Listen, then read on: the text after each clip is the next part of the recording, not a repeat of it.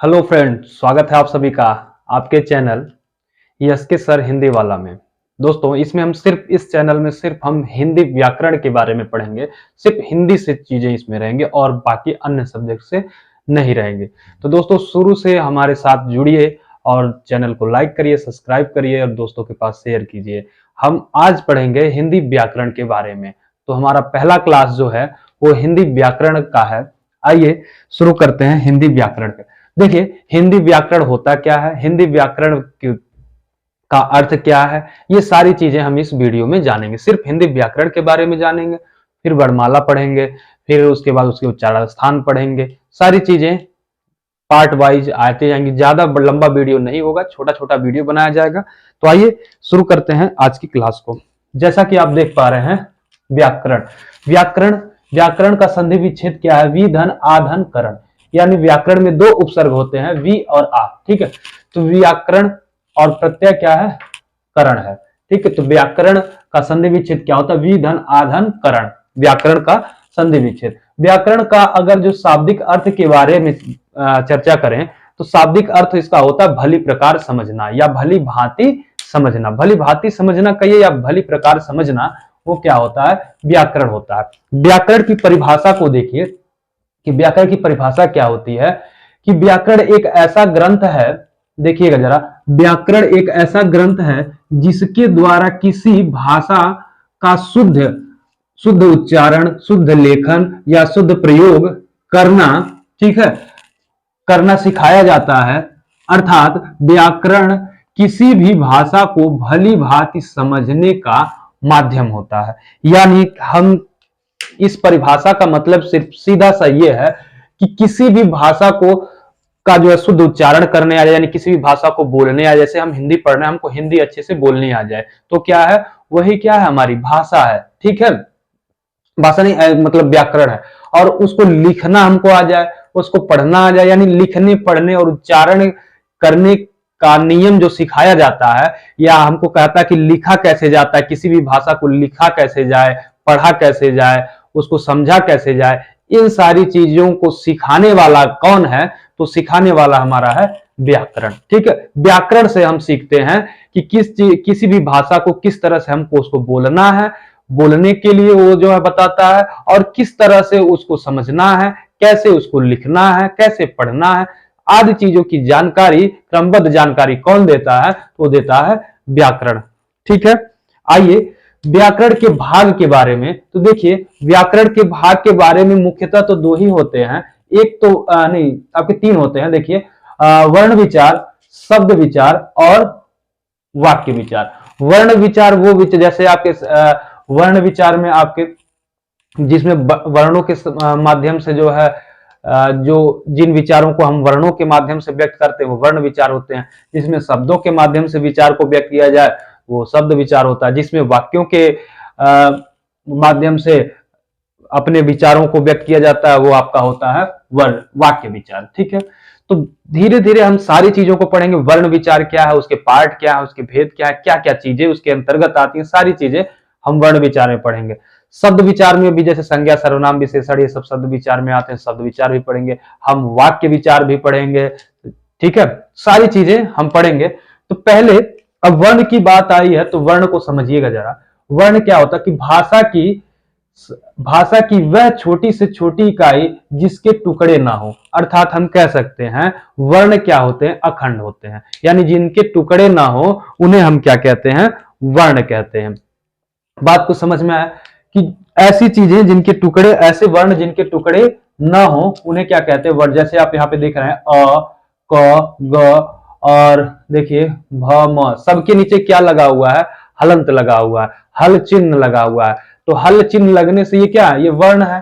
ठीक है, और इसमें अस्वर लगने की वजह से हल चिन्ह गिर जाता है। ठीक है, वो चीजें अलग हैं।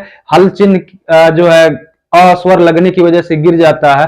और ध्वनि के बारे में अभी हम डिटेल में चर्चा करेंगे कैसे गिरता है। जो इसको रहता है इसको क्या कहते हैं? हल चिन्ह रहेगा तो क्या होगा और नहीं रहेगा तो क्या होगा, सारी चीजें अभी आपके सामने आने वाली हैं। बने रहिए लास्ट तक। देखिए, वर्ण के भेद के बारे में अगर बात करें तो वर्ण के भेद दो होते हैं। देखिए, एक स्वर और एक व्यंजन। मुख्यतः देखिए अभी तक तो यही था, यही चला आ रहा था कि हमारा स्वर और व्यंजन। अभी देखिए कुछ कुछ बुक्स में ये आपका एक और जोड़ दिया है, तीसरा जोड़ दिया है। ठीक है, आधुनिक युग में कह सकते हैं। ठीक है, अब क्या जुड़ रहा है? आगत वर्ण। कौन सा? एक तो स्वर व्यंजन जोड़ ही दिया और एक आगत वर्ण जोड़ रहा है। ठीक है, आगत वर्ण, एक स्वर वर्ण हो गया और एक व्यंजन वर्ण हो गया और तीसरा आगत वर्ण जोड़ा। आगत वर्ण का मतलब समझ रहा है? आगत वर्ण में आपके क्या क्या आते हैं? अंग आता है, ठीक है, अह आता है और ये चंद्र बिंदु वाला ओम आता है। ठीक है, तो ये सब क्या है? आगत वर्ण है। तो इसको क्या कहते हैं? अंग को हम कहते हैं अनुस्वार। देखिएगा, अंग को हम अनुस्वार कहते हैं, अह को विसर्ग कहते हैं और इसको अनुनासिक कहते हैं। ठीक है, तो ये सारी चीजें थोड़ी सी आपको याद रखनी है। ये हम अनुस्वार और विसर्ग और अनुनासिक के बारे में भी हम पढ़ेंगे, डिटेल में पढ़ेंगे, बस थोड़ा सा आप इंतजार करिए। ठीक है, आइए कुछ देखिए ध्वनि क्या होती है, अब समझते हैं ध्वनियां। तो हिंदी भाषा के आधार पर ध्वनि मुख से निकलती है, यानी हिंदी भाषा का आधार क्या है? ध्वनि है। अगर हम कहें हिंदी ही नहीं, अगर हम अन्य भाषाओं की बात करें तो हम हिंदी पढ़ रहे से हिंदी कह रहे हैं, ठीक है, तो भाषा का आधार ही क्या होता है? ध्वनि होता है। ठीक है, और अगला पॉइंट दिया कि मुख से ध्वनि, जैसे हम आपको बोल रहे हैं, कुछ भी पढ़ा रहे हैं, तो मुख से हमारी क्या निकल रही? ध्वनि, यानी मुख द्वारा क्या होती है? ध्वनि निकलती है। और ध्वनि किस रूप में? भाषा के रूप में फूटती है। किस तरह से? जैसे मान लीजिए मुख से फूटती है, यानी मुख से हम कुछ भी ध्वनि जो बोलते हैं उसकी कोई ना कोई एक भाषा होती है। जैसे हम अभी बोल रहे हैं, किस भाषा में बोल रहे हैं? हिंदी में। तो कोई इंग्लिश में बोलता है, कोई जिसकी जैसी भाषा होती है उस भाषा, यानी ध्वनि जो है, ध्वनि की एक अपनी भाषा होती है, यानी ध्वनि जो है भाषा के रूप में बोली जाती है, यानी भाषा के रूप में फूटती है, वही चीज है। और ध्वनि क्या है? कहां से निकलती है? तो मुख से। मुख से जो ध्वनि निकलती है वो किसके रूप में? भाषा के रूप में फूटती है। अब भाषा में छोटी बड़ी अनेक ध्वनियां होती हैं, कुछ ध्वनियां छोटी होती हैं, कुछ बड़ी होती हैं। अगर सबसे छोटी ध्वनि की बात करें तो वह ध्वनि है मूल ध्वनि। ठीक है, मूल ध्वनि है। मूल ध्वनियां अखंड होती हैं, मूल ध्वनियों के टुकड़े नहीं किए जाते। मूल ध्वनियां क्या होती हैं? मूल ध्वनियां अखंड होती हैं, बात को समझिएगा। ठीक है, मूल ध्वनियां अखंड होती है, यानी मूल ध्वनि भाषा की सबसे छोटी इकाई है। मूल ध्वनि क्या है? भाषा की सबसे छोटी इकाई होती है। क्या? मूल ध्वनि। आइए आगे समझते हैं। देखिए, अब है वर्ण के बारे में समझते हैं। वर्ण क्या होता है? देखिए, वर्ण और ध्वनि में अंतर। ठीक है, वर्ण और ध्वनि में अंतर। हमने वर्ण भी पढ़ लिया और ध्वनि भी पढ़ लिया। तो देखिए, वर्ण और ध्वनि में अंतर किस प्रकार से होता है। देखिए, ध्वनियों से मिलकर के वर्ण बनते हैं और वर्णों से मिलकर के क्या बनते हैं? आपके शब्द बनते हैं और शब्दों से मिलकर के वाक्य बनते हैं। तो आइए हम समझते हैं। देखिए, एक ये यहां आप जैसा हेडिंग देख पा रहे हैं, ध्वनि, अक्षर, अक्षर को वर्ण भी कहते हैं, शब्द और वाक्य। देखिए, एक वाक्य है, गाय घरेलू पशु होती है। आइए इसको समझते हैं। देखिए, गाय में अगर देखिए ध्वनि की बात करें तो देखिए ग धन, आ धन, य धन, अ, यानी इसमें अगर ध्वनियों की संख्या की बात करें तो देखिए 1 2 3, ये 4, कितने हो गए? 4 आपके ध्वनियां होती हैं। अक्षर की बात करें गाय में तो 2 अक्षर होते हैं और शब्द एक है। ठीक है, यानी गाय शब्द में 2 अक्षर, 4 ध्वनियां, यानी 4 ध्वनियों से मिल करके जो है, और या 2 अक्षर से मिल करके गाय बना। यानी गाय में कितनी ध्वनियां होती हैं? तो 4 होती। तो इसका स्पष्ट हुआ कि ध्वनि जो है, ध्वनि से मिलकर के अक्षर का निर्माण हुआ, अक्षर से वाक्य का अक्षर से शब्द का और शब्द से वाक्य का निर्माण हुआ। वैसे देखिए घरेलू में देखिए घ धन, अ धन, र, यहां देखिए घ पे हलंत रहेगा। ठीक है, घ धन, अ धन, र धन, ए धन, ल धन, उ। अब देखिए इसको मिलाए तो इसमें देखिए 1 2 3 4 5 6, इसमें कितनी ध्वनियां हो गई? 6 ध्वनियां हैं। 3 वर्ण या 3 अक्षर हैं। ठीक है, और घरेलू तो 3 वर्ण से मिलकर के क्या बना है? घरेलू बना है। ठीक है, वैसे देखिए पशु में कितनी ध्वनियां हैं? तो 4 ध्वनियां हैं। आप देख पा रहे हैं, प है, अ है, स है और उ है। ठीक है, अब देखिए होती में 4 ध्वनियां हैं, इसमें भी 4 ध्वनियां। ध्वनियां कितनी है? देखिए ई है और ये आपका त है, ओ है और ह है। और इसमें देखिए है में दो ध्वनियां हैं, ठीक है में कितनी ध्वनियां हैं, दो ध्वनियां हैं। तो ये पूरा मिला करके देखिए प और स यानी पशु में देखिए दो अक्षर हैं, होती में दो अक्षर हैं और है में सिंगल अक्षर है, ठीक है। तो इन सबको सब शब्दों को मिला करके क्या बन गया कि गाय घरेलू पशु होती है। बात को समझे कि नहीं, कि देखिए इससे इस डायग्राम से ये जो है प्रदर्शित किया जा रहा है कि ध्वनियों से मिल करके यानी भाषा की अगर सबसे छोटी इकाई की बात करें तो क्या होती है, ध्वनि। भाषा की सबसे छोटी इकाई ध्वनि है, या मौखिक इकाई पूछे तो ध्वनि है। अगर लिखित इकाई पूछेंगे कि भाषा की सबसे छोटी लिखित इकाई क्या है तो वो आपका होता है क्या है, वर्ण है, ठीक है। वो आपका वर्ण हो जाता है, ठीक है। यानी ध्वनियों से मिलकर के अक्षर या वर्ण बनते हैं और अक्षर या वर्ण से मिलकर के शब्द का निर्माण होता है और शब्द से यानी दो या दो से अधिक कई शब्द मिलकर के क्या बनाते हैं, आपके वाक्य बनाते हैं।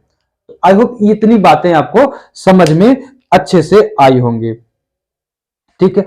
आइए अब आगे की ओर चलते हैं, कुछ मुख्य बातें हैं जिसको समझते हैं।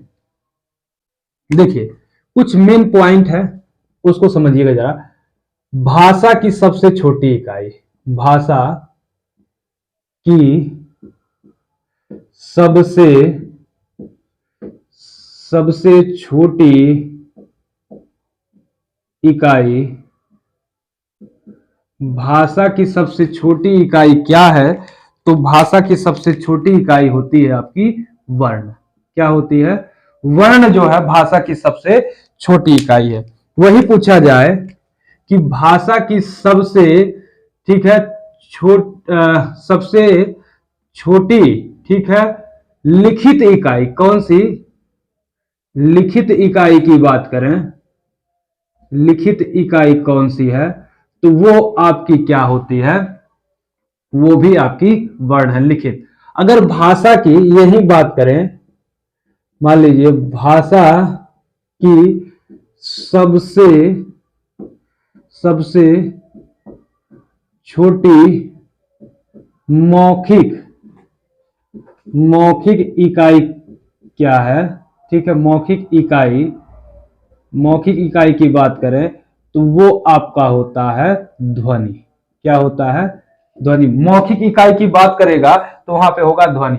अगर अर्थ के आधार पर अगर पूछेगा क्या कि अर्थ के आधार पर भाषा की सबसे छोटी इकाई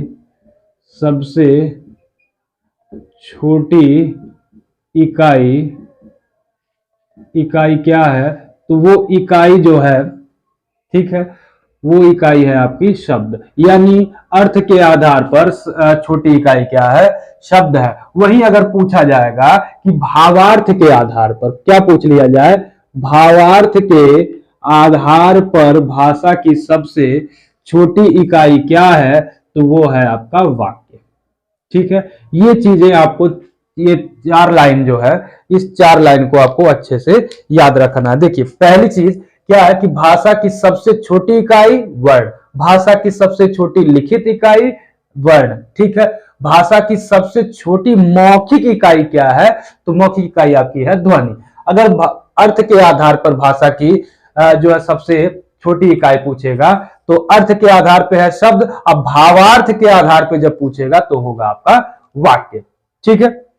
चीजों को आप समझ पा रहे हैं, वाक्य हो गया, ठीक है। अब देखिए जब आई है बात वाक्य की तो इसमें देखिए एक होते हैं वाक्य में जो, तो जैसे हमने लिख दिया राम घर जाता है, राम घर जाता है। देखिए गौर से समझिए, राम घर जाता है। अब राम में राम एक शब्द है, घर एक शब्द है, जाता एक सहायक क्रिया, ये भी एक प्रकार का शब्द है। तो देखिए यहां पे जब शब्दों को वाक्य में प्रयोग किया जाता है, जैसे हमने अलग लिखा राम, ठीक है, तो ये आपका क्या है, अगर आप हम ये राम शब्द लिखे तो इसको आप कहेंगे क्या, ये शब्द है, ठीक है, शब्द है, लेकिन वही शब्द जब दो या दो से अधिक शब्द एक साथ प्रयुक्त होते हैं तो वो क्या बन जाता है, वाक्य बन जाता है।